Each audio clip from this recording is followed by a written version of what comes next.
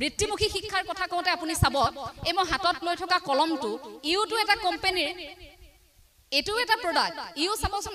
আজিৰ দিনটোত এতিয়া হয়তো আমি কথা কৈ থাকোতে সেকেন্ডত কিমান লাখটা কলম এতিয়া নিৰ্মাণ হৈ আছে সেই কলমটো প্ৰতিগৰাকীয়ে ক্ৰয় কৰিছে কলমটো কৰ পৰা আহিছে এটা উদ্যোগ তাত নিয়োগ হ'বৰ বাবে আমি তাৰ বাবে সাজু হ'ব নোৱাৰো নেকি আজিহে অসমত সেমিকন্ডাক্টৰ প্ৰকল্পৰ কথা চিন্তা কৰিছে যিটো কথা আজিৰ পৰা বহু বছৰ আগতে অসমত চিন্তা কৰিব লাগিছিল অসমত কি নাছিল অসমত চাহ আছিল অসমত তেল আছিল কি নাই অসমৰ লিচু আজি বাহিৰলৈ যায় কিন্তু আমি তাৰ মূল্যটো বুজি নাপাওঁ অসমৰ শিপিনী হেমপ্ৰভা চুটিয়া আজিকালি অসমীয়া বুৱাৰীয়ে তাঁত বব নাজানো বুলি গৌৰৱ কৰে নাজানো নহয় বুৱা কথা কি হয় চিনি নাপায় তুল থাকি তাঁত বব নাজানে কেনেকৈ লগাই কি কথা নাজানে কিন্তু বাহিৰৰ পৰা পলিপাটৰ কাপোৰযোৰ ঠিকেই কিনি আনিব হয়নে আমি আনক কৈ থাকিলে নহব আমি নিজেনো তাঁতখন কেনেকৈ বব পাৰিছো আমি শিকিছো নে কেনেকৈ তাঁত বয় আমি জানো নে বস্ত্ৰশিল্প উদ্যোগটোৰ কথা হেমপ্ৰভা চুটিয়াক এতিয়া সন্মান জনোৱা হৈছে তেখেতৰ দৰে শিপিনী অসমৰ চুকে কোণে আৰু আছে আমি অসমীয়া শিপিনী বিলাকে সেই কথাটো নাজানো যে আমাৰ মুগাৰ কাপোৰযোৰ আমাৰ পাটৰ কাপোৰযোৰ বাহিৰত কিমান বেছি দাম আমাৰ এই চেনেহৰ গামুছাখন আজি বহিৰাজ্যৰ বেপাৰী আহি বহিৰাজ্যৰ বনিয়াই আহি এই গামুছাখনক আপোনাক 50 টকাত আপোনাৰ হাতত দি থৈ যাব আৰু আমাৰ অসমীয়াই লাজ নোহোৱাকৈ 150 টকা দি শিপিনী গৰাকীৰ পৰা গামুছাখন নিকিনে আয়োজক কমিটিয়ে ক'ব যিমান পাৰ কম টকাত অনুষ্ঠানটো পাত যা 50 টকা 40 টকাত পালেও গামুছা কিনি আনিবি দৰকাৰ হলে ফুটাডালে থাকক ফুটা উলমি থাকক এনেকে ফুল থাকক নাথাকক কথা নাই গামুছা আন 40 টকা দান নালাগে অসমীয়া শিপিনীৰ কথা আৰু তেওঁলোকৰ তেনে ধৰণৰ আকৌ ব্যক্তিয়ে যেতিয়া মেলে মিটিঙে ডাঙৰ কথা কব সেই কথাবোৰ আপোনালোকৰ শুনিবলৈ মন যাবনে আমাৰ অসমত এই যে কয় যে হাতীৰ দেখুৱা দাঁত খোৱা দাঁত বেলেগ বেলেগ আমাৰ অসমত ভাষণ বহুত হল কৰা বহুত হল এতিয়া যে মই এই কথাখিনি কৈ আছো এইখিনিৰ পাছত মুকো ক'ব যদি সামাজিক মাধ্যমত এতিয়া দেখিছো এইকেইটা দিন সামাজিক মাধ্যমত ভিডিঅ'বোৰ যেতিয়া গৈছে তলত কিছুমান মন্তব্য আহিছে আধ্যাত্মিক কথা কোৱাৰ লগে লগে মোক সুধিছে কিছুমানে তো তই সম্বোধন কৰি খুধে কিছুমানে খুদিছে যে তই নিজে শৰণ ললিলে নাই সেই সকলক কওঁ যে মই চতুৰ্থ শ্ৰেণীতে গুৰু সেৱা লৈছো সপ্তম শ্ৰেণীতে মই শৰণ লৈছো গুৰুজনাৰ ওচৰত গতিকে সেই শৰণ অন্তত বুকু ডাঠ কৰি ক'ব পাৰো যে এই অসম ভূমিত জগতগুৰু শ্ৰীমন্ত শংকৰদেৱ গুৰুজনাৰ নীতি আদৰ্শৰে পৰিচালিত হোৱা নৱ বৈষ্ণৱ ধৰ্মৰ মই এগৰাকী বৈষ্ণৱ মই হেতু বুকু ডাঠ কৰি ক'ব পাৰো আৰু সেই গুৰুজনাৰ নামেৰে প্ৰতিষ্ঠা কৰা এই শংকৰদেৱ শিশু বিদ্যা নিকেতনৰ প্ৰতি মোৰ সেইভাবে টান আছে গতিকে আমি কথা যেতিয়া কৈছো তাৰ সমান্তৰালকৈ আমি কাম কৰিবলৈ চেষ্টা কৰিছো আপোনালোকে হয়তো কৰক যদি কোনোবাই আপোনাক আঙুলিয়াইছে নহয় সেই উত্তৰটো আপুনি দিবলৈ চেষ্টা কৰক আপোনাক সমালোচনা কৰিছে আপুনি কিবা এটা কাম কৰিছে সমাজত আপোনাক সমালোচনা কৰিছে আপুনি সেই কথাটো আহি ঘৰত ঋণাত্মকভাৱে নলব আপুনি সেই সমালোচনাটো উফৰাই আপোনাৰ সন্তানৰ সৈতে আপুনি আলোচনা কৰক যে সমাজত এনে ধৰণৰ মানুহ থাকে শুন আমি আগুৱাই যাব লাগিব এনেকৈ সন্তানৰ সন্মুখত আকৌ সেই মানুহগৰাকীৰ কথা বেয়াকৈ নকব কাৰণ আপুনি গম নোপোৱাকৈ কোনোবা দিনা আপোনাৰ সন্তানে সেই মানুহগৰাকী কিবা এষাৰ বেয়াকৈ কৈ থৈ আহিব তাৰ পাছত উলটাই আপুনি আকৌ কথা শুনিব লাগিব এই যে পৰিৱেশ পৰিস্থিতি আমি যে সন্তানক এটা পৰিৱেশত গঢ় দি তুলো সেই পৰিৱেশবোৰ যে ইমান জটিল হৈছে তাৰ প্ৰথম ভুলটো আছে আমাৰ নিজৰ আমাৰ ধাৰণাবোৰে সলনি হৈ গল আমি আধ্যাত্মিক চিন্তা চৰ্চা বুলি ক'লে নৈতিক শিক্ষা বুলি ক'লে আমি সেই কথা বতৰাবোৰৰ পৰা অকনমান ল'ৰা ছোৱালীক আঁতৰাই ৰাখো যদি আপুনি আপোনাৰ সন্তানক যদি ফেশ্বন শ্ব' এটা প্ৰতিযোগিতাত নিছে ৰাতি গাঁওখনত হোৱা ভাওনালৈ আপোনাৰ সন্তানক আপুনি কিয় নিব নোৱাৰে আপুনি ভাওনা চাবলৈ সন্তানক কিয় লৈ যাব নোৱাৰে বৰগীতৰ কৰ্মশালালৈ আপোনাৰ সন্তানক আপুনি কিয় নিব নোৱাৰে যদি আপুনি আন কিবা এটা তেনেকৈ আগ্ৰহণোৱা হৈছে সন্তানক লৈ গৈছে পশ্চিমীয়া সংস্কৃতিৰ কিবা এটা তো তাৰ সমান্তৰালকৈ আপুনি সেয়াও কৰিব লাগিব কিছু মুহূৰ্তৰ পূৰ্বে ইমান সুন্দৰকৈ ছাত্ৰীগৰাকীয়ে বৰগীত পৰিবেশন কৰিছে এইবোৰ আমাৰ কলা সংস্কৃতি এইবোৰ গুৰুজনাই দি থৈ যোৱা আমাৰ সম্পদ এইবোৰৰ জৰিয়তে আমি আধ্যাত্মিক হ'ব পাৰো শংকৰদেৱ শিশু বিদ্যা নিকেতনে আপোনাক খুজে আধ্যাত্মিক হ'বলৈ শিকায় এই যে নীতি শিক্ষা এখন কিতাপ আছিল এতিয়া আছেনে বাৰু আছে এই কথাটো খুব ভাল লাগে আন বিদ্যালয়ত সেইটো দেখিবলৈ নাপাওঁ এই যে মহাভাৰতৰ চৰিত্ৰ ৰামায়ণৰ চৰিত্ৰ বা আন চৰিত্ৰসমূহ এই চৰিত্ৰসমূহৰ পৰা যে আমি শিকিব পাৰো ব্যক্তিগত জীৱনত এই কথাটো এই নীতি শিক্ষা পিৰিয়ডটো বুজায় আগতে ভাবিছিলো সাধু পঢ়া নিচিনা নীতি শিক্ষাৰ সময়খিনি আহিলে খুব ভাল লাগে কাৰণ শংকৰদেৱ শিশু বিদ্যা নিকেতনত আপোনাক যদি জয়মতীৰ কথা পঢ়ুৱাইছে তেন্তে আনফালে আপোনাক ঝান্সী ৰাণীৰ কথাও পঢ়ুৱাব যদি ছত্ৰপতি শিৱাজীৰ কথা পঢ়ুৱাইছে তেনেহলে জগতগুৰু শ্ৰীমন্ত শংকৰদেৱ গুৰুজনাৰ কথাও এই নীতি শিক্ষা পিৰিয়ডত আপোনাক পঢ়ুৱাব গতিকে সকলোখিনি ইয়াক দিয়া হয় আপুনি মাত্ৰ কেনেকৈ গ্ৰহণ কৰে সেয়া আপোনাৰ কথা এই নীতি শিক্ষা পিৰিয়ডটোত এই শ্ৰেণী কোঠাটোত বহুখিনি শিকিছিলো আধ্যাত্মিক শিক্ষা তাতেই জানিছিলো যে এই যে আমাৰ চৰিত্ৰবোৰ একলব্য চৰিত্ৰটো গুৰুৰ ভকতিৰ কথা সেই কথাখিনি তাৰ পৰাই শিকিছিলো মহাপুৰুষ শ্ৰী শ্ৰী মাধৱদেৱ আৰু গুৰুজনাৰ সৈতে যেটো সম্পৰ্ক গুৰু শিষ্যৰ সম্পৰ্ক কিছু মুহূৰ্তৰ পূৰ্বে কৈ গৈছিলো যে হেয়া আমাৰ লাহে লাহে থুনুকা হৈছে কিন্তু গুৰুজনাৰ আদৰ্শৰে যদি আমি চলো হেয়া কিন্তু থুনুকা হ'ব নোৱাৰে ছাত্ৰ ছাত্ৰীসকলেতো নিশ্চয়কৈ জানে যে জগতগুৰু শ্ৰীমন্ত শংকৰদেৱ গুৰুজনাই মহাপুৰুষ শ্ৰী শ্ৰী মাধৱদেৱক এটা দিনো কবলগীয়া হোৱা নাছিল যে মাধৱ তুমি এইটো কৰা মাধৱ তুমি সেইটো কৰা মাত্ৰ মৃত্যুৰ সময়খিনিতে কৈ থৈ গৈছিল মাধৱ তুমি ৰত্নাৱলী ৰচনা কৰিব লাগিব তুমি নামঘোষাৰ জৰিয়তে জীয়াই থাকিব লাগিব অসমত এই কথাষাৰ কৈ থৈ গৈছিল যে তুমি হাতত কলম তুলি লোৱা এই কথাষাৰ শেষতে কৈছিল তাৰ আগত গুৰুজনাই যদি কেতিয়াবা কিবা কথাত কষ্টও পাইছিল কেতিয়াও মাধৱক কোৱা নাছিল কিন্তু মহাপুৰুষ শ্ৰী শ্ৰী মাধৱদেৱৰ গুৰু ভকতি চাওক গুৰু শিষ্যৰ সম্পৰ্কত এটা উদাহৰণ দিব বিচাৰিম এবাৰ গুৰুজনাই আপোনালোক সকলোৱে জানে প্ৰায় সংখ্যকে জানে মই ছাত্ৰ ছাত্ৰীসকলক উদ্দেশ্যি ক'ব বিচাৰিম যে গুৰুজনাৰ পিন্ধিবলৈ কাপোৰ নাই আগদিনা কাপোৰ গুটেই তিতিল বতৰ আছিল ডাৱৰীয়া এই গুৰুজনাৰ পিন্ধিবলৈ কাপোৰ নাই তেতিয়া কি কৰিব কথাষাৰ কিন্তু মাধৱে গম পাইছে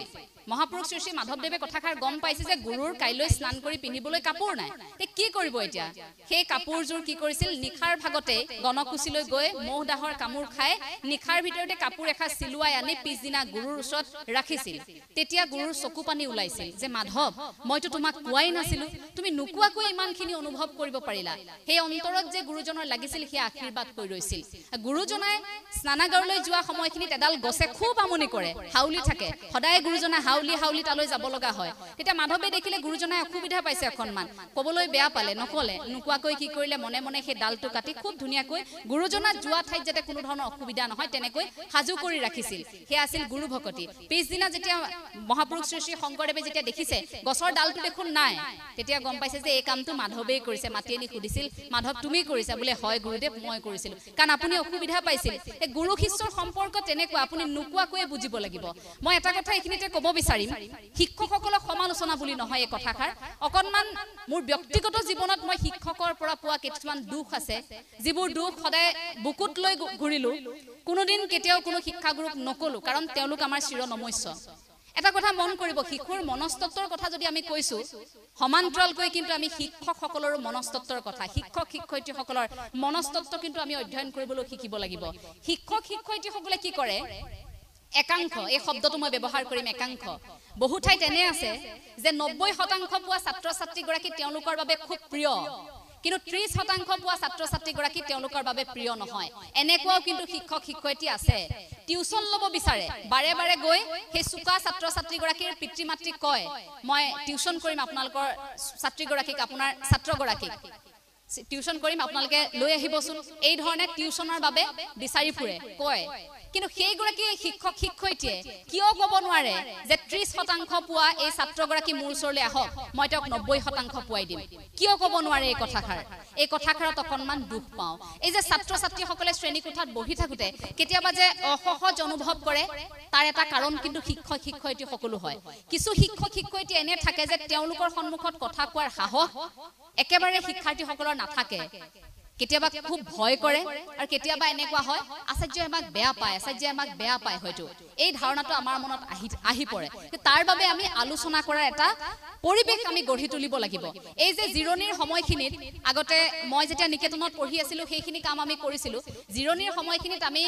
যিগৰাকী আচাৰ্যৰ লগত কথা পাতি খুব ভাল লাগে আৰু আমাৰ এনেকুৱা হৈছিল আমি নিকেতনত মই পঢ়ি থকাৰ সময়খিনিত ক্লাছ 8 9 10 এই সময়খিনিত আমাৰ অলপ কম বয়সীয়া আচাৰ্য সোমাইছিল সেইসকলক মানে খুব ভাল লাগে কাৰণ এনেকুৱা হয় আমি তেওঁলোকৰ সৈতে অকনমান এনেকুৱা লাগে যেন আমাৰ অকনমান সমনীয়াই হ'ব নেকি সমনীয়াটো নহয় তেখেতলোক তথাপিও মানে আমাৰ মনত এনেকুৱা লাগে যে জ্যেষ্ঠ কোনোবা এগৰাকী কৈ গালি খোৱাতকৈ এখেতলোকক মাতি নাই ভাল আমি বাৰে বাৰে নতুনক মাতিবলৈ ট্ৰাই কৰোঁ নতুন যেতিয়া আহিব তেওঁলোকক কথা ক'বলৈ আমি বিচাৰোঁ তো সেই কথাটোত চাবলৈ গ'লে এনেকুৱা হয় যে এই নতুন যিসকল সোমায় শংকৰদেৱ শিশু বিদ্যা নিকেতনত আচাৰ্য হ'বলৈ তেওঁলোকৰ প্ৰতি শিক্ষাৰ্থীসকলৰ সাংঘাতিক এটা মৰম থাকেনে বাৰু নতুন আচাৰ্যসকলৰ প্ৰতি এটা মৰম থাকেনে নতুন আচাৰ্যসকল সেইবাবে এতিয়া আৰু বেছি দায়িত্বশীল হোৱাৰ সময় সেইদিনা আমি কথা পাতিছিলো মই যিখন বিদ্যালয়ত পঢ়ি আহিছিলো বিদ্যালয়ৰ আচাৰ্যৰ সৈতে কৈছিল যে প্ৰায় নতুনকৈ 2000 গৰাকী প্ৰশিক্ষণ গ্ৰহণ কৰিছে আমাৰ সেইখন বিদ্যালয়টো সেইখন নিকেতনতো বহু কেইগৰাকী আচাৰ্য নতুনকৈ সোমাইছে আমাৰ দাদাৰ সৈতে পঢ়া মোৰ সৈতে পঢ়া বহু বন্ধু বান্ধৱী এতিয়া কেইটামান দিন শংকৰদেৱ শিশু বিদ্যা নিকেতনৰ সেই পৰিৱেশটোৰ আমেজ ল'বলৈ আকৌ এবাৰ উভতি গৈছে এটা কথা ভাবি চাওকচোন তেওঁলোকে লাখ টকা দৰমহা নাপায় নাপায় 60-70,000 টকাৰ দৰমহা তেওঁলোকে BMW লৈ নাহে 5 ষ্টাৰ হোটেলত তেওঁলোকে খানা নাখায় তেওঁলোকৰ জীৱনশৈলীটো আপোনালোকে চাব খুব সাধাৰণ প্ৰতিগৰাকী আচাৰ্যাৰ আপোনাৰ দেখিলেই মোৰ দুখ খাই যাব সেই সকল আচাৰ্যে খুব নৈন্তম এটা প্ৰাপ্য লৈ একেবাৰে যেটো নহলে নহয় তেনে এটা প্ৰাপ্য লৈ আপোনালোকৰ সন্তানক জীৱন গঢ়াৰ বাবে সেই সকল ছাত্ৰ-ছাত্ৰীক জীৱন গঢ়াৰ বাবে সেই সকল আচাৰ্যাই অহুপুৰুষাৰ্থ ত্যাগ কৰিছে সেই সকলৰ ওচৰত আপোনালোক কৃতজ্ঞ হোৱা উচিত আজিও যেতিয়া সেইখন বিদ্যালয়লৈ উভতি যাও লক্ষী আচাৰ্য জয়া আচাৰ্য তেওঁলোকক দেখিলে আজিও মনটো কোনোবাখিনিত বেয়া লাগে সেই ইমান বছৰ আগতে এৰি থৈ অহা আচাৰ্যসকল এতিয়াও তেনেকৈ আছে এনে নহয় যে আচাৰ্যসকলে সুবিধা পোৱা নাই বেলেগত সুবিধা পাইছে কিন্তু নিকেতনখনৰ প্ৰতি ইমান এটা টান আছে নিকেতনখনৰ প্ৰতি ইমান আবেগ আছে এই নিকেতনখন এৰি থৈ সকলো যাব নোৱাৰে নিকেতনখন এৰাৰ পিছত আপুনি যেতিয়া ইয়াৰ আগেৰে পাৰ হৈ যাব তেতিয়া আপুনি আপোনাৰ চকু পানী ওলাব আজি আপোনালোকে অনুভৱ নকৰে যেতিয়া আপোনাৰ সন্তান পঢ়ি শুনি ইয়াৰ পৰা ওলাই যাব তেতিয়া আপুনি অনুভৱ কৰিব যে আমি কেনেকুৱা এটা পৰিয়ালত আছিলো এই পৰিয়ালটো কেতিয়াও আপোনালোকে ভাঙি যাবলৈ নিদিব অসমৰ বৰ্তমান শিক্ষা ব্যৱস্থাত এই শংকৰদেৱ শিশু বিদ্যা নিকেতনৰ যথেষ্ট প্ৰভাৱ আছে এই কথাটো হজুৰে ক'ব বিচাৰিম এটা ধাৰণা কৰা হয় যে বিদ্যালয়খনক লৈ যে বিদ্যালয়খন যদি ব্যক্তিগত হয় বিদ্যালয়খন যদি খুব ভাল হয় ভাল অট্টালিকা থাকে যদি বিদ্যালয়খন তেনে ধৰণৰ হয় তেতিয়া যে ভাল ৰিজাল্ট কৰিব ছাত্ৰ-ছাত্ৰী নালাগে চৰকাৰী বিদ্যালয়লৈ যাবলৈ যদিও এখন ব্যক্তিগত খণ্ডৰ বিদ্যালয় মই সেই কথাটো কম এটা ধাৰণা আমাৰ মনত থাকে সেই ধাৰণাটো অসমবাসী কেতিয়াবা এৰিব হ'ল এতিয়াও কিন্তু সেয়া আছে কিয় শংকৰদেৱ শিশু বিদ্যা নিকেতনত পঢ়া ল'ৰা-ছোৱালীয়ে খুব সুন্দৰকৈ ইংৰাজী ক'ব নোৱাৰে নেকি তেওঁলোকেতো খুব সুন্দৰকৈ ইংৰাজী ক'ব পাৰে তেওঁলোকেওতো শংকৰদেৱ শিশু বিদ্যা নিকেতনৰ পৰা যোৱা বা মাতৃভাষা মাধ্যমৰ পৰা যোৱা সেই সকল ছাত্ৰ-ছাত্ৰীওতো আজিৰ তাৰিখত খুব সুন্দৰকৈ তেওঁলোকে উচ্চ শিক্ষা গ্ৰহণ কৰি আছে তেওঁলোকেতো বিভিন্ন পদবী দখল কৰি আছে কিন্তু ধাৰণাটো কিয় যে ল'ৰাক ইংলিছ মিডিয়ামত পঢ়ুৱাবই লাগিব ইংলিছ মিডিয়ামত পঢ়ুৱালেহে সি ইংৰাজীত ভালকৈ কথা ক'ব পাৰিব এই ধাৰণাটো আমাৰ মনত কিয় আহে এই কথাবোৰ এই ধাৰণাবোৰ আমি লাহে লাহে আঁতৰাব হ'ল ছাত্ৰ-ছাত্ৰীসকলক কম মই কাহিনীটো কম আৰু তাৰ পাছতে সুধিম যে সেইগৰাকী কোন আছিল আপোনালোকে কোনোবাই যদি জানে ছাত্ৰ-ছাত্ৰীসকলক তেওঁলোকে কিন্তু ক'ব লাগিব এটা শ্ৰেণী কোঠাত পাঠদান চলি থকাৰ মাজতে দুয়োখন হাত নোহোৱা এগৰাকী বিশেষ ছাত্ৰী শ্ৰেণী কোঠাত বহি আছে আৰু শিক্ষাগুৰুৱে সুধিছে যে তোমালোকে আজি কোৱাচোন জীৱনৰ লক্ষ্য কি কোনে কি হ'ব বিচৰা এই কথাখিনি সুধিছে প্ৰতিগৰাকীয়ে কৈ গৈছে কোনোবা ডক্টৰ হ'ব কোনোবা ইঞ্জিনিয়াৰ হ'ব কোনোবা শিক্ষক হ'ব এই কথাখিনি কৈ গৈছে তাৰ পাছত সেই ছাত্ৰীগৰাকীক সুধিছিল যিগৰাকী ছাত্ৰীৰ দুয়োখন হাতেই নাই সেই ছাত্ৰীগৰাকী বিশেষভাৱে সক্ষম এগৰাকী ছাত্ৰীগৰাকীক সুধোতে ছাত্ৰীগৰাকীয়ে কৈছিল এই বিশাল আকাশখনত মই ইমূৰৰ পৰা সিমূৰলৈ উৰি থাকিব বিচাৰো লগে লগে গোটেই শ্ৰেণী কোঠাত এটা গীৰ্জনী মৰা হাঁহি আছিল যে হাত দুখন নাই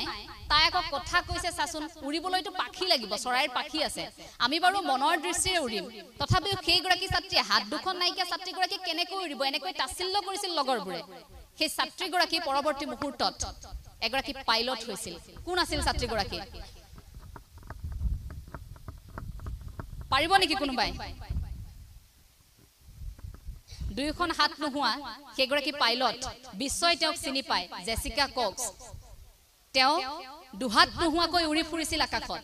আমাৰ কি নাই হাত আছে ভৰি আছে আমি খাবলৈ পিন্ধিবলৈ পাইছো আপুনি ভাবি চাওকচোন যিসকলে দুবেলা দুমুঠি খাবলৈ পোৱা নাই সেইসকলে কি কৰিছে অথচ এইখিনি থকাৰ পাছতো আমি নাই নোপোৱাৰ কাৰণতে থাকো যদি আপুনি সপোন দেখিছে তেন্তে ওপৰলৈ চাওক যে হয় সপোনটো আৰু অলপ ডাঙৰকৈ দেখিব লাগিব এইখিনি কৰিব লাগিব কিন্তু যদি আপুনি আপোনাৰ অৰ্থনৈতিক অৱস্থাটোক লৈ আপুনি দুখী তেন্তে আপুনি তললৈ চাব আপোনাতকৈ কষ্টত বহু মানুহ আছে কোনোবাই এসাজ খাইছে পিছদিনা এসাজ খাবলৈ বাট চাই আছে সামাজিক মাধ্যমত আজিকালি খুব টিফিন ব্লগবোৰ দেখি থাকো মই অকনমান সোশ্যাল মিডিয়াৰ প্ৰসংগটোলৈ এবাৰ আহিছো দেই আপোনালোকে দেখি থাকেনে খুব আজিকালিটো ব্লগাৰ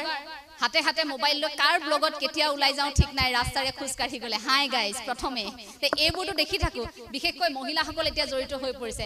যুৱতীয়ে হওক বা নাৰীয়ে হওক এওঁলোকটো জড়িত হৈ পৰিছে গতিকে মাতৃসকলো দেখিছো আমি ৰাতিপুৱাই আজি সন্তানক দিলো স্যান্ডউইচ আজি দিলো বাৰ্গাৰ খুব সুন্দৰকৈ তেনেকৈ পনীৰ দিলো অমুক দিলো তমুক দিলো বেলেগ ধৰণৰ ডিশ মানে হেবোৰ আমাৰ টেকেলি পিঠা ভাত পিঠা তিল পিঠা এইবোৰৰ লগত পাত্তা নাপায় মানে এই কথাবোৰ নহয় তেওঁলোকৰ এটা বেলেগ ধৰণৰ লাইফষ্টাইল তেওঁলোকে দেখুৱাব বিচাৰে যে আজি সন্তানক স্যান্ডউইচ দিলো আপোনালোকেও দিব পাৰে এনেকৈ দিবচোন বুলি কৈ এটা ব্লগ বনায় এটা আপলোড কৰি দিয়ে তাৰ পাছত তেতিয়া মোৰ বেয়া লাগে যেতিয়া সেই ভিডিঅ'বোৰ সামাজিক মাধ্যমত দেখো মই আকৌ কেতিয়াবা খুব ভাল লাগে মন্তব্য পঢ়ি কেতিয়াবা পঢ়ো দুই এগৰাকী মাতৃয়ে ইমান কৰুণভাৱে লিখে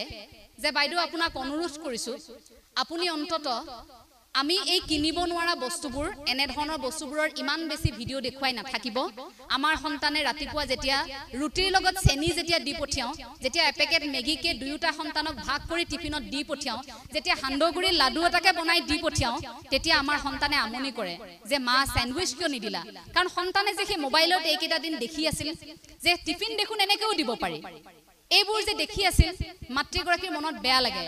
আপুনি যদি আপোনাৰ সন্তানক সেই মানুহগৰাকীৰ দৰে যদি সেই তেনেকুৱা ধৰণৰ কিবা এটা দি পঠিয়াব পৰা নাই আপোনাৰ মনটোত বেয়া লাগিব যে মই দি পঠিয়াব নাই পৰা মোৰ সন্তানে বিচাৰিছিল পিছদিনা আপোনাৰ সন্তানে আহি আপোনাৰ সন্ধিয়া আমনি কৰিব সন্তানে পিজ্জা খাব বিচাৰিব আপুনি এটা ডমিনোজলৈ লৈ যাব লাগিব আপুনি KFC লৈ লৈ যাব লাগিব ঘৰত ৰন্ধা বস্তু সন্তানে খাব নিবিচাৰিব কাৰণ সেই যে পৰিবেশ পৰিস্থিতি সেই যে দেখি আছে এই যে শো অফ কৰি থকা এই যে আনক দেখুৱা আমাৰ এটা প্ৰৱণতা আছে আমি কি পিন্ধিছো কি খাইছো হাতৰ আঙুঠিটো কিমান দামী পিন্ধিছো কাপোৰজোৰ কিমান দামী পিন্ধিছো এই যে কথাবোৰত আমি মূৰ ঘমাই এই বস্তুবিলাকত যে আমি বস্তুবাদী ধাৰণাটোত যে আমি গুচি গলো সন্তান লাহে লাহে আমাৰ পিছে পিছে সেই দিশত গুচি গল